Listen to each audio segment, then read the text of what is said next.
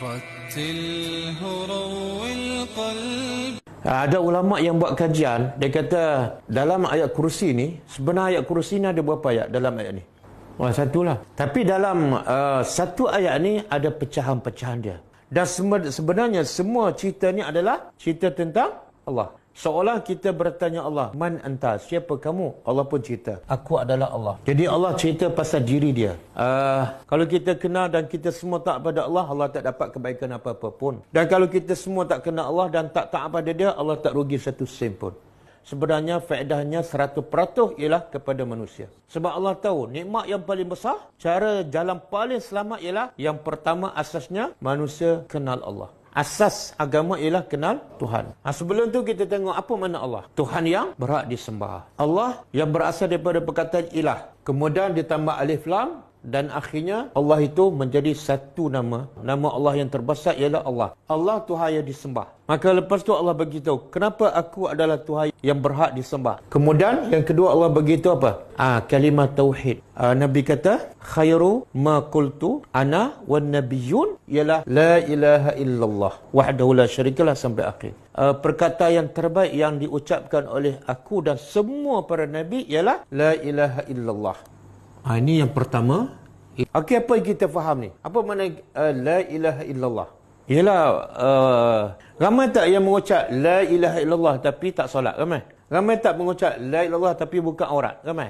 Makna apa tu? Sebenarnya dia tak faham apa makna sebenar la ilaha illallah. Tidak ada Tuhan yang boleh disembah yang layak disembah melainkan Allah. Tidak ada peraturan undang-undang yang patut kamu ikut melainkan undang-undang Allah. Tidak ada benda yang boleh kamu takut kecuali Allah. Tidak ada benda yang boleh kamu bertawakal melainkan hanya Allah. Semua Allah. Tapi kita bila mengucap ni kita faham tak? Kita kena ubah semua cara kehidupan kita. Faham tak? Bila kamu mengucap ni makna kamu tak boleh lagi ada unsur-unsur jahiliah. Kamu tak boleh ada lagi amalan-amalan yang berbentuk bid'ah yang bukan daripada sunnah. Kamu kena tukar semua. Tidak ada amalan melainkan yang daripada Allah dan Rasul. Sebab tu berapa ramai yang mengucap kalimah ni masih buat benda yang ikut nafsu dia. Sebenarnya dia tak faham ucapan ni. Nafsu pun tak boleh ikut. Itu makna la ilaha. Tidak ada semua Tuhan termasuk Tuhan nafsu. Kemudian Allah sebut, kenapa tidak ada Tuhan yang berhak disembah melainkan dia sahaja? Kenapa?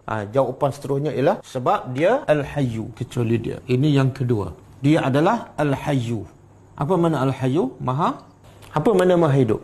Hidup kita nampak sangat kita tu adalah makhluk yang lemah. Hidup Allah nampak sangat Allah tu memang Tuhan dan layak disembah. Iaitu hidup kita ada tak permulaan? Apa dia? Permulaan kita apa dia? Tiada. Faham tak? Bila kita tiada, sekarang kita ada, siapa yang cipta kita? Mana kalau Allah tak cipta kita, kita ada tak? Mana kehidupan kita bergantung kepada Tuhan yang mencipta. Tapi Allah ada tak permulaan dia? Tak ada. Makna apa tu? Bila Allah tidak ada permulaan dan Allah tidak ada siapa yang mencipta, makna apa tu? Dia hebatlah, tak ada siapa cipta dia. Yang kedua, membezakan hidup Allah dengan hidup kita ialah hidup kita akan berakhir 70 tahun, 80 tahun. Tapi hidup Allah, dia panggil apa? Hidup yang tidak ada permulaan dia panggil azali, dan hidup yang tidak ada penghujung dia panggil abadi. Okey, kemudian jadi ini yang ketiga. Al-Qayyum. Al-Qayyum maha. Al-Qayyum daripada qiyam, berdiri, iaitu Allah sangat-sangat berdiri dengan sendiri, langsung tak bergantung pada makhluk ataupun yang selain pada Allah. Yang kedua, Allah berdiri untuk orang lain hidup. Maknanya semua makhluk bergantung kepada Allah. Jadi ayat ni sebenarnya Allah nak bagi tu apa ni? Amat bodoh orang yang bergantung pada makhluk yang hidup lepas tu mati. Yang kedua, amat bodoh manusia bergantung pada manusia yang bergantung pada Allah. Okey, kemudian yang keempat, la ta'khuzuhu. Mengantuk tidak menguasai Allah. Makna Allah nak begitu, mengantuk tu ada kuasa tapi tak boleh kuasai Allah. Buktinya apa? Mengantuk boleh tak kuasai kita? Dan yang paling mudah dia tidur dalam kelas.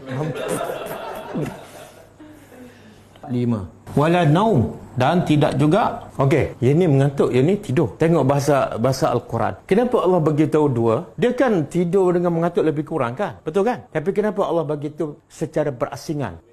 Dua sifat berbeza. Ada orang yang mengantuk tapi tak boleh tidur. Ada orang tidur tanpa mengantuk. Jadi Allah nak beritahu, mengantuk pun tak, tidur pun tak. Jadi apa yang Allah nak beritahu? Sebenarnya Allah nak bagi sifat-sifat Allah yang kerana inilah kamu hanya wajib sembah dia. Yang keenam. Kalau terjemah miliknya. Apa yang Allah milik ni? Jadi kalau Allah kata semua di langit milik Allah, makna langit itu milik siapa? Milik Allah lah. Merangkumi semua sekali. Yang ketujuh, dan semua yang di bumi. Dan sebab inilah kelebihan surah ayat kursi. Kalau setakat baca tak faham, boleh tak kita rasa tak ada kesan apa-apa. Kehebatan Allah yang ke-8 iaitu tidak ada siapa boleh bagi syafaat di akhirat besok kecuali dengan izin Allah. Nabi Muhammad boleh tak bagi syafaat? Tak boleh. Kecuali dengan izin Allah. Allah tak izin tak boleh, walaupun bapa seorang Nabi. Itu disebut dalam hadis sahih. Waktu Nabi cakap pada Fatimah kan, ankizi nafsaki minan nar la ughni anki syai'an. Selamatkan diri engkau sendiri daripada api neraka. Aku tak boleh bantu kalau kamu tak beriman. Sifat Allah yang ke-9 yang hanya dia saja berhak disembah, iaitu bila Allah sebut tu makna benda tu semua tak ada pada manusia kan. Jadi orang yang patut kita sembah ialah yang mengetahui semua sekali yang lepas, yang sedang dan akan berlaku. Sebab itulah akidah orang beriman, Nabi sebut dalam satu hadis, kalau dia diberi oleh Allah hari ini aman, yang kedua rezekinya cukup, kemudian yang ketiga badannya sihat. Hari ini je Nabi kata apa? Dia seolah diberi dunia dan segala isinya. Kenapa Nabi kata dapat rezeki hari ini, maka orang tu, orang beriman, seolah dia dapat dunia dan segala isi, padahal baru dapat rezeki hari ini, besok belum dapat. Kenapa? Sebab besok belum tentu dia hidup. Yang penting bagi kita ni, kita ada 3 hari je. Hari pertama yang dah lepas, hari kedua besok, hari ketiga sekarang ni. Apa kewajipan kita? Nak fikir yang lepas, buang masa. Sebab benda dah lepas. Nak rancang yang besok, belum tentu. Jadi rebutlah peluang masa yang ada, iaitu hari ini. Sebab tu Nabi kata kalau ada rezeki hari ini, dan kamu aman hari ini, dan kamu sihat walafiat, macam kamu dapat dunia. 10. Wala yuhitu 10. Wala yuhituna. Dan sekarang yang ni Allah bagi tahu dia tahu. Okey. Yang ni Allah bagi tahu apa? Mereka ni manusia tidak boleh meliputi sesuatu pun daripada ilmu Allah. Jadi yang ni Allah menafikan manusia kadang-kadang tak tahu. Yang ni Allah nak bagi tahu kadang-kadang manusia tahu tapi sikit je tak meliputi. Dan Allah tahu semua tak? Jadi bila kita faham ayat ni, kita rasa ya Allah, akhirnya kita akan takut nak buat maksiat. Kan biasa kita kan, nak buat apa-apa tengok orang, ada orang tak? Ilmu yang dimiliki oleh manusia banyak mana? Setitik air daripada air laut, itulah ilmu yang dimiliki oleh manusia. Yang baki air laut tu, itulah ilmu Allah. Ayat seterusnya, ke-11. Ini ke-11. Wasi'ah. Yang mengatakan kursi ni makna ilmu ialah, dia kata, kursi menunjukkan apa? Tempat duduk yang kukuh. Jadi ilmu adalah seumpama kursi. Bila kita ada ilmu, kita akan jadi kukuh dan kuat. Ada persamaan. Ini kursi diterjemah ilmu. Ada hadis sahih. Kursi ni kalau kita kata tempat letak 2 kaki, makhluk Allah. Bila makhluk Allah, soalan dia luas mana? Ada hadis sahih. Nabi kata tidaklah langit dan bumi bila dibanding dengan kursi, melainkan hanya seperti segulung besi, macam cincin. Ini katalah padang pasir. Nabi buat perumpamaan. Nak begitu besarnya, Nabi kata apa? Tidaklah langit dan bumi bila dibanding dengan kursi Allah, melainkan hanya seperti segulung besi dicampak di tengah padang pasir. Dan Nabi sambung lagi, tidaklah kursi bila dibanding dengan arasy Allah, melainkan seumpama campak besi, segulung besi yang kecil di tengah padang pasir. Boleh faham? Makna yang kecil ni apa? Kursi. Yang besar ni apa? Arasy. Sebab tu Allah kata apa? Wasi'ah, meliputi, merangkumi kursi Allah langit dan bumi. Makna kursi lebih besar daripada langit dan bumi. Apa yang Allah nak beritahu ni? Kursi Allah lebih besar daripada langit. Dan arasy Allah lebih besar daripada kursi. Apa yang Allah nak beritahu? Dan apa yang Allah nak daripada kita ni? Allah nak begitu dia hebat, Allah cerita melalui ciptaan dia. Kalau ciptaan aku dah begitu hebat, begitu besar, cuba bayangkan pencipta dia. Subhanallah. Ramai manusia bila tengok ciptaan Allah, dia kagum. Tapi akhirnya dia bukan kagum kepada pencipta, dia kagum pada ciptaan Allah. Betul kan? Tengok pemandangan indah. Ya Allah, cantiknya macam dalam syurga. Tapi solat lambat. Sebab apa? Cara dia perhati itu bukan dia berfikir separuh. Tak sampai kepada siapa pencipta. Tak pergi sampai situ. Oh, ni nombor 12. Okey. Kemudian timbul soalan. Langit dah besar. Arasy lagi besar. Siapa yang uruskan? Jadi Allah nak berkata apa ni? Wala ya'uduhu, dan tidak membebankannya. Hifzuhuma, menjaga kedua-duanya. Apa yang Allah nak beritahu ni?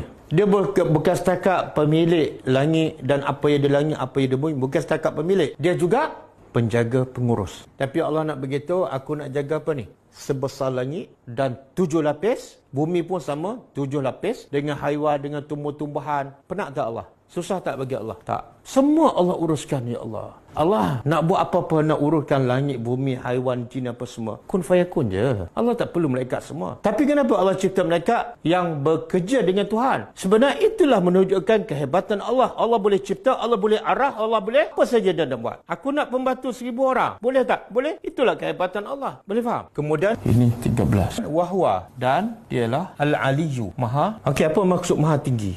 Dia kata ulama ada 2 maksud. Tinggi ini ada 2 maksud. Pertama, tinggi zat dia. Zat Allah memang tinggi. Iaitu Allah duduk tak mana?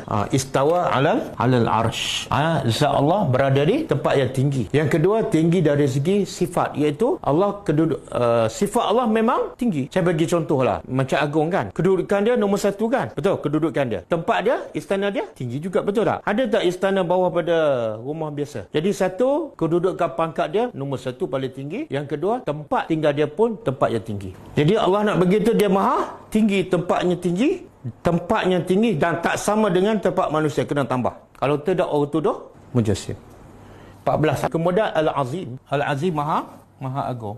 Ilmunya agung, kuasanya agung, pendengarannya agung, penglihatannya agung, kasih sayangnya agung, semua agung. Jadi berapa semua ni? 14. Apa ni 14 ni? Sifat Allah. Yang Allah nak beritahu, kerana semua inilah aku saja yang berhak disembah. Kenapa kamu nak sembah orang yang tak tahu apa-apa, yang sifatnya tidak aliyu dan tidak azim, yang apa lagi, yang mengantuk, yang tidur, tapi kamu takut pada dia tu lebih daripada takut kepada aku. Okey, jadi setelah kita tadabbur dan kita faham surah ayat kursi ni dan kita betul-betul amalkan, kita akan menjadi orang yang paling bahagia, kita akan menjadi orang yang paling kuat, kita akan menjadi orang yang paling tenang hidupnya. Kenapa aku nak takut Tuhan aku dengan 14-15 sifat ni kan? Kalau bapa aku yang kaya, yang penyayang, aku dah rasa senang hidup. Kalau negara tu aku aman sebab polis pun baik, amanah, aku dah rasa aman. Takkan aku tak boleh rasa aman bertuhankan yang bersifat macam ni. اقرأ كتاب الله ترق جنانه وتنل عظيم